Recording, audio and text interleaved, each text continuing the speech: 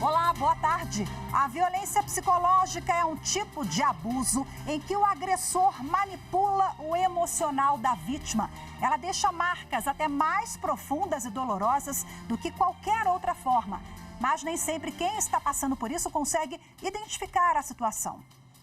Eu sou Rafaela Vivas e no Jornal da Justiça de hoje vamos falar sobre uma iniciativa do Tribunal de Justiça de Mato Grosso que discutiu o assunto. Vamos agora a outros destaques do dia. Supremo Tribunal Federal promove evento internacional sobre justiça climática e democracia. Corregedoria Nacional dá início à inspeção ordinária no Tribunal de Justiça do Rio Grande do Sul. E ainda, no Rio de Janeiro, uma ação do Tribunal Regional Eleitoral do Estado incentiva o alistamento do eleitorado jovem.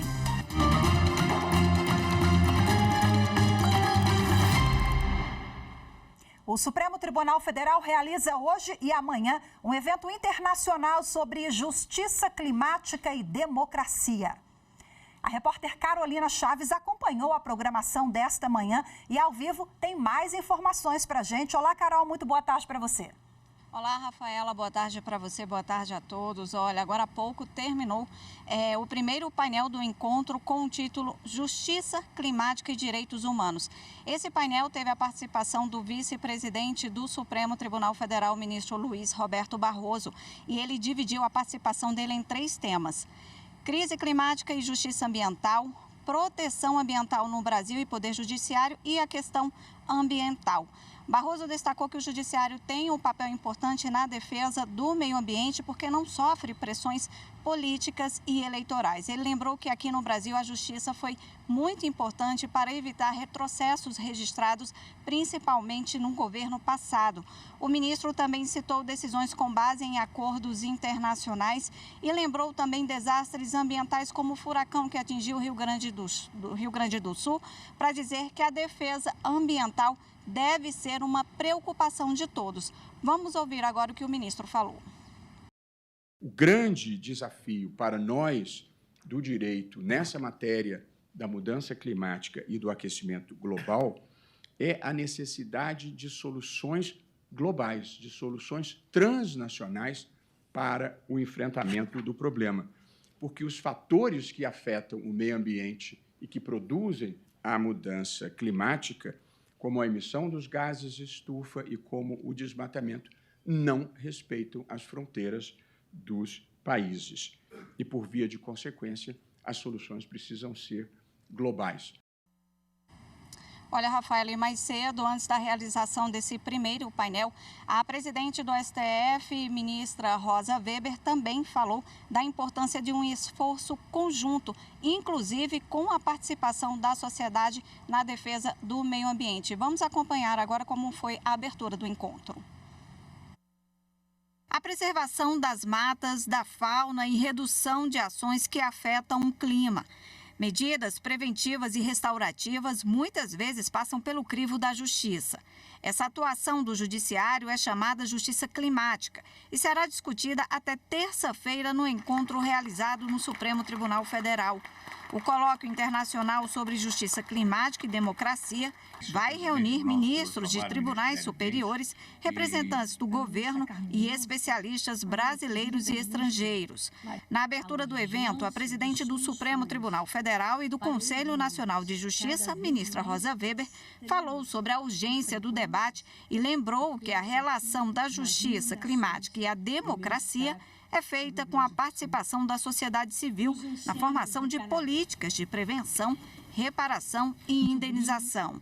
A ministra citou várias ações julgadas no STF que garantiram essa participação social e disse que ainda há muito a ser feito. Há um longo caminho ainda a percorrer. Daí a importância dos debates que ocorrerão nos painéis ao longo destes 2 dias de imersão em temática tão importante e sensível.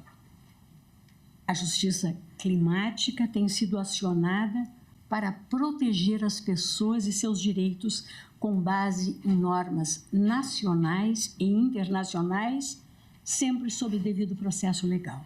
A ministra dos Povos Indígenas, Sônia Guajajara, disse que o problema do desequilíbrio ambiental é responsabilidade de todos e destacou a participação dos povos originários nesse debate.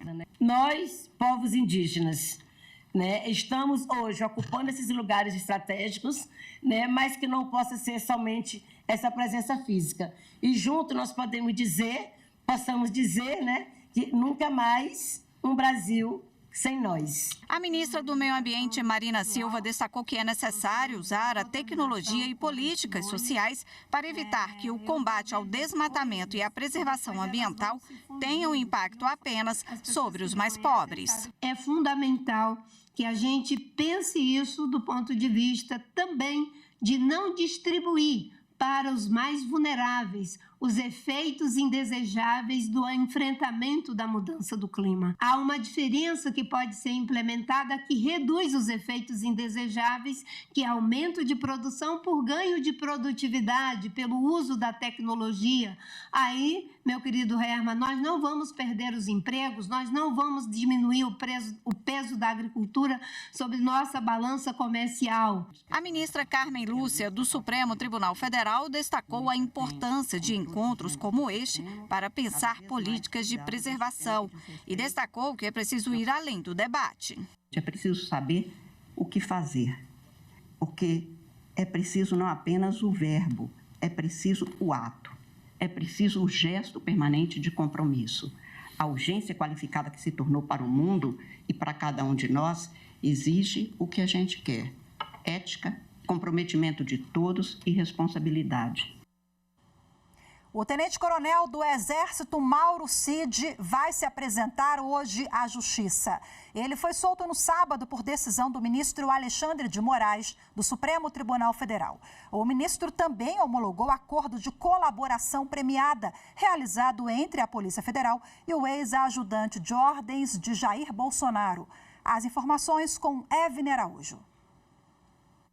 Ao conceder a liberdade provisória, o ministro Alexandre de Moraes impôs medidas cautelares a serem cumpridas, sob pena de suspensão do benefício. De acordo com a decisão, Mauro Cid deve usar tornozeleira eletrônica. O passaporte foi cancelado e, assim, ele não pode sair do país. O porte de armas foi suspenso e Cid está proibido de ter contato com qualquer investigado no caso. O tenente-coronel deve ainda se apresentar semanalmente à vara de execução penal em Brasília.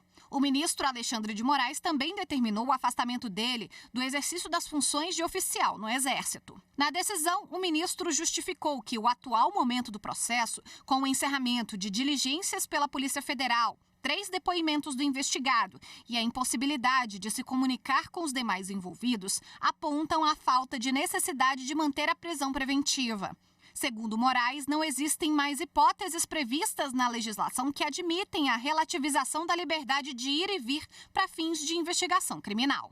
O acordo de colaboração premiada faz parte do inquérito das milícias digitais e desdobramentos relacionados a essa investigação no STF.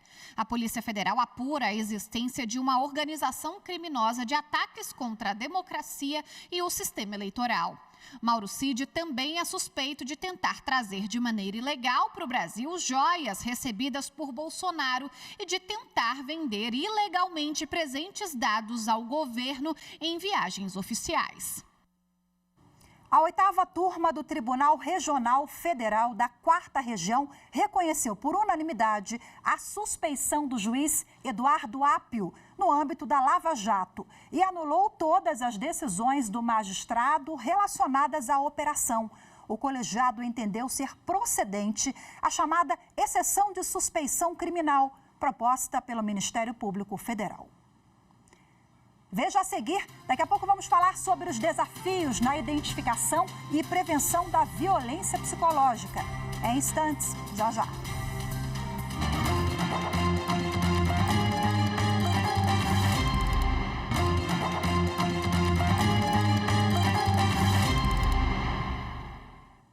O O Tribunal de Justiça de Mato Grosso, por meio da Coordenadoria Estadual da Mulher, realizou o curso de capacitação Violência Psicológica contra a Mulher, aspectos criminais e desafios na identificação e prevenção. Participaram profissionais que compõem redes de enfrentamento à violência doméstica e familiar de todo o estado. A reportagem é de Fernanda Fernandes. Entre os vários tipos de violência contra a mulher, ela é a mais sutil, quase invisível. É a psicológica, que deixa marcas até mais profundas e dolorosas do que qualquer outra forma. E os aspectos criminais e desafios na identificação e prevenção desse tipo de agressão foram abordados em uma capacitação promovida pelo Judiciário de Mato Grosso por meio da Escola Superior da Magistratura e da Coordenadoria Estadual da Mulher em situação de violência doméstica e familiar, a CEMulher. Faz com que a mulher se transforme numa pessoa triste, incapaz, e ela não busca solução. Então, o CEMulher tem discutido vários temas, inclusive esse agora com palestrantes de renome, que trouxemos. A violência psicológica, ela tem muitas nuances, ela tem muitas formas, ela tem muitas abordagens também, para que nós nos despertemos e formemos uma rede de proteção entre nós mesmas para proteger outras mulheres que ainda se encontram em situação de absoluta vulnerabilidade. Em um dos painéis, o tema foi sobre como a desigualdade de gênero pode alterar o cérebro das mulheres. Principalmente numa questão que eu acho muito importante da gente destacar, que é a questão da resiliência, que é a capacidade de você aceitar determinadas coisas.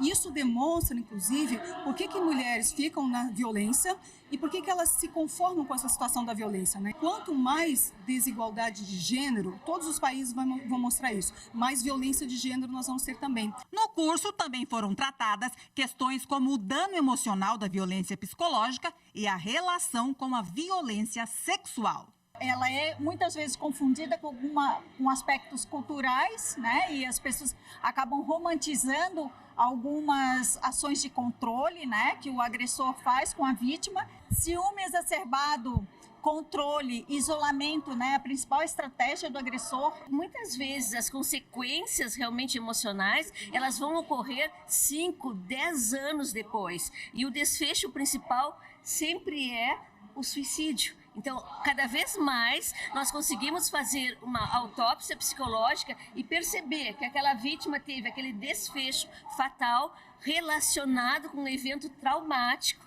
O evento, que contou com a participação de profissionais das áreas de justiça, saúde e assistência social que atuam na rede de enfrentamento, foi considerado uma oportunidade ímpar de aprimoramento.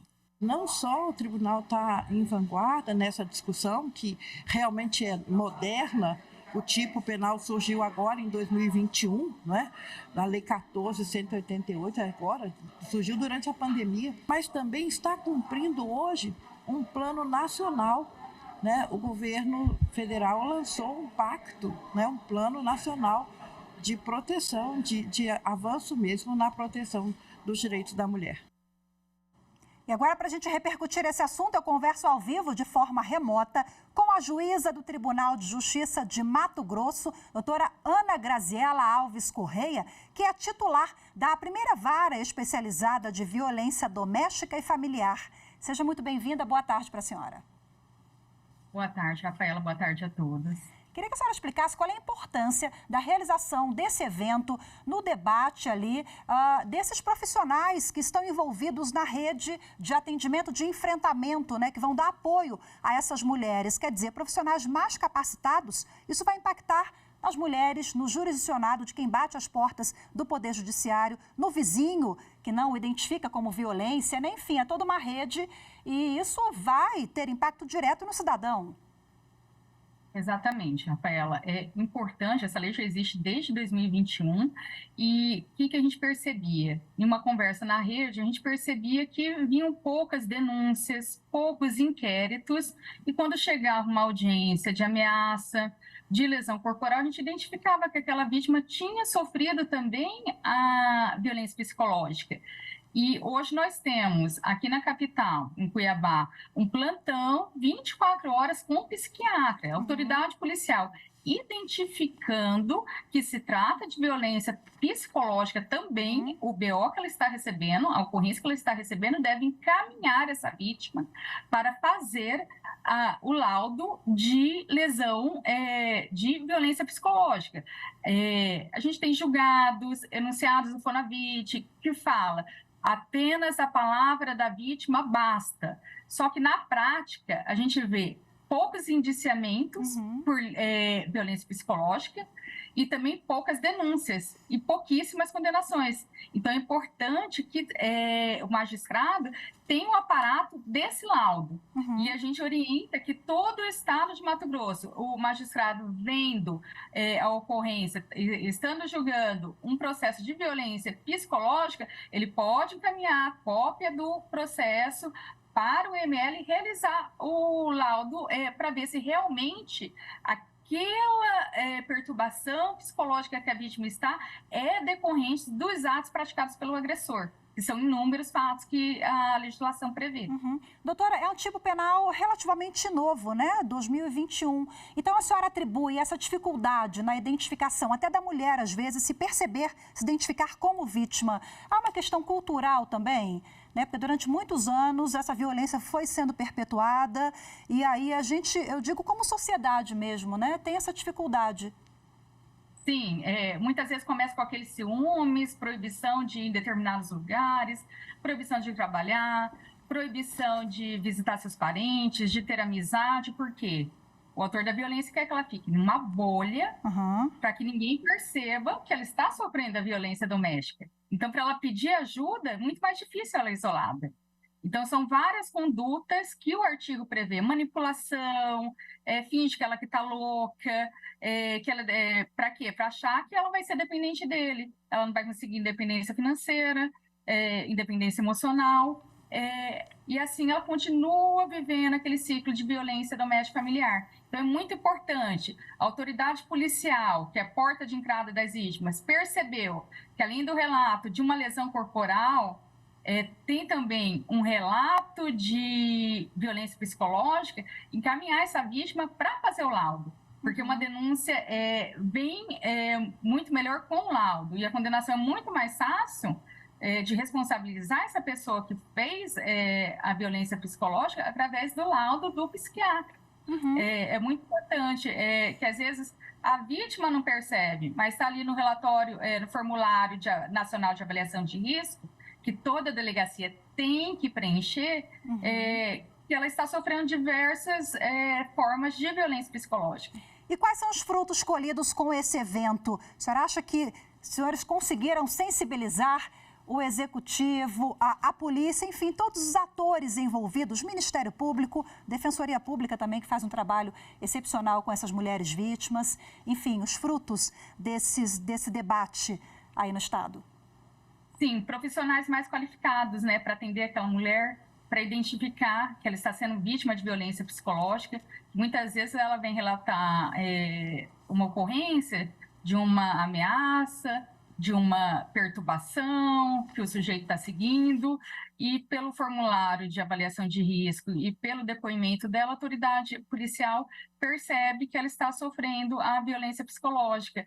E também foram capacitados assistentes sociais, psicólogos, funcionários de CRAS, CREAS, de toda aquela rede municipal, de repente está atendendo aquela mulher e pode encaminhar ela para registrar a ocorrência, pode alertá-la, né? Porque a violência psicológica é muito sutil. Às vezes ela é até confundida com um ato de amor. Ele está me protegendo, ele faz isso porque ele é cuidado, mas não é machismo, é controle mesmo que o sujeito, que o companheiro está fazendo contra ela. Então, é muito sutil e o profissional que atende essa mulher tem que identificar. Doutora Ana Graziella, para a gente finalizar, quais são os canais de denúncias hoje?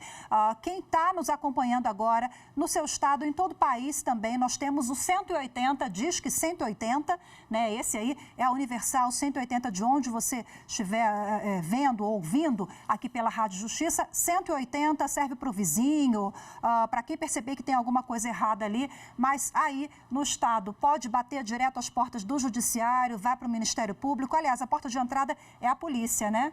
Mas só para a gente poder esclarecer, a denúncia é um ponto de partida importantíssimo, né, doutora? Sim, 180 é denúncia. Eu percebo que a minha vizinha, que minha amiga está sofrendo violência psicológica, 180, canal de denúncia. 190, emergência. Estou verificando que ela está numa situação de risco, ela está apanhando, ela está gritando no apartamento ao lado. O que eu vou fazer? Vou ligar para 180, que é o telefone da Polícia Militar, para a viatura mais próxima vir atender essa mulher. E orientar.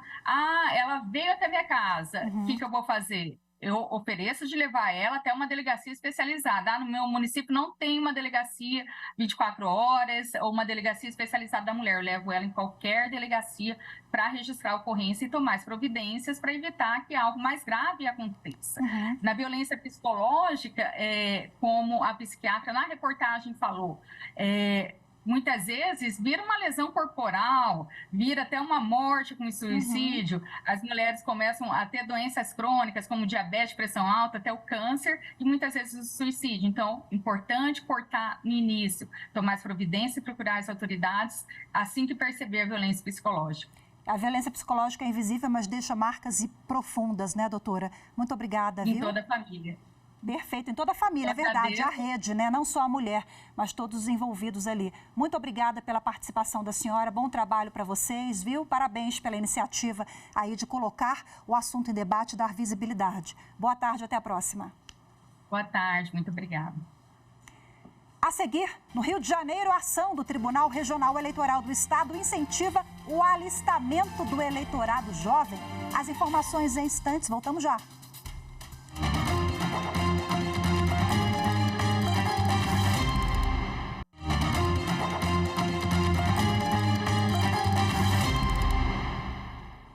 O podcast Supremo na Semana traz como principal destaque o julgamento que declarou a inconstitucionalidade do prazo dado por uma lei baiana para a regularização fundiária das comunidades tradicionais de Fundo e Fecho de Pasto.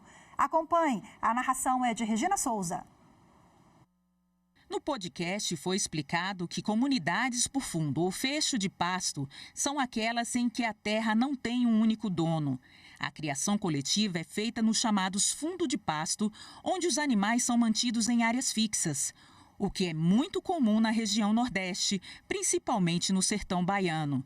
O jornalista Mauro Burlamac, da Secretaria de Comunicação do STF, explicou como a ação chegou ao Supremo Tribunal Federal. A autora da ação é a PGR, Procuradoria-Geral da República, contra essa lei de 2013 da Bahia, que dizia que dava um prazo de 5 anos para que essas comunidades protocolizassem, fizessem um pedido para registrar essas terras. Passado o prazo, elas perdiam esse direito.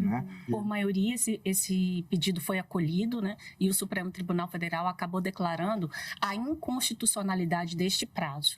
Outro tema debatido no Supremo na semana foi a decisão do ministro Dias Toffoli, que declarou a nulidade em definitivo e para todos das provas obtidas a partir do acordo de leniência celebrado pela Odebrecht na Operação Lava Jato. A consultora jurídica da Rádio e TV Justiça, Gisele Reis, falou sobre os prazos que constam na medida tomada pelo ministro Toffoli. Os prazos que nós temos é de 10 dias para que a Polícia Federal apresente o conteúdo integral das mensagens apreendidas na Operação Spoofing, que investigou os ataques de hackers a celulares do ex-juiz Sérgio Moro e ex-procuradores da Operação Lava Jato. E também tem um prazo de 10 dias para que a 13ª Vara Federal de Curitiba e o Ministério Público Federal de Curitiba apresentem, ele até coloca, pela derradeira vez, o conteúdo integral de todos os documentos. Nesta segunda-feira, a população da região Nordeste do Pará vai receber os serviços da Justiça Eleitoral. E no dia 15 será a vez dos moradores de Marajó. A iniciativa faz parte do projeto TRE Ribeirinho, lançado nesse domingo pelo Tribunal Regional Eleitoral do Estado. O objetivo é atender as pessoas que vivem em locais mais distantes, como ribeirinhos, quilombolas e indígenas. A população terá acesso gratuito a serviços como emissão de título eleitoral, segunda via do documento, identificação pela biometria e transferência de local de votação. A iniciativa segue até fevereiro de 2024, com o intuito de antecipar os atendimentos antes do fechamento do cadastro eleitoral, que será em 8 de maio do próximo ano. E falando em justiça eleitoral, no Rio de Janeiro, uma ação do Tribunal Regional Eleitoral do Estado incentiva o alistamento do eleitorado jovem. As informações com Mariana Fabre. 309 jovens emitiram a primeira via do título eleitoral em Partido Alferes, no Centro-Sul Fluminense. O número representa um aumento de mais de 37% no eleitorado com até 20 anos na cidade.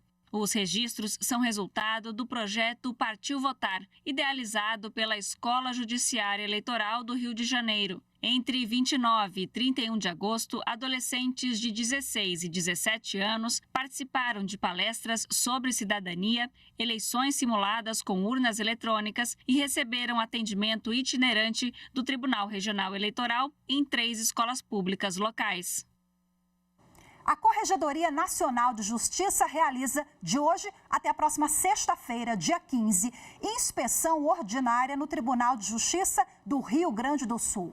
Os trabalhos serão desempenhados por uma equipe formada por pelo menos um juiz e um servidor com conhecimento sobre o local inspecionado para prestar informações à equipe da Corregedoria Nacional, além de servidores também da Corregedoria.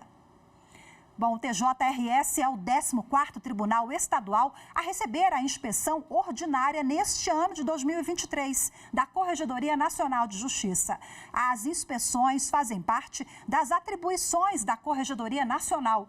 No trabalho é apurado o funcionamento dos setores administrativos e judiciais das unidades judiciárias, assim como nos cartórios. As visitas e inspeções resultam em relatórios que apontam as deficiências e as boas práticas encontradas. Hoje ficamos por aqui. Muito obrigada pela sua companhia. Uma ótima tarde e excelente semana para todos nós. Nos vemos amanhã. Tchau, tchau.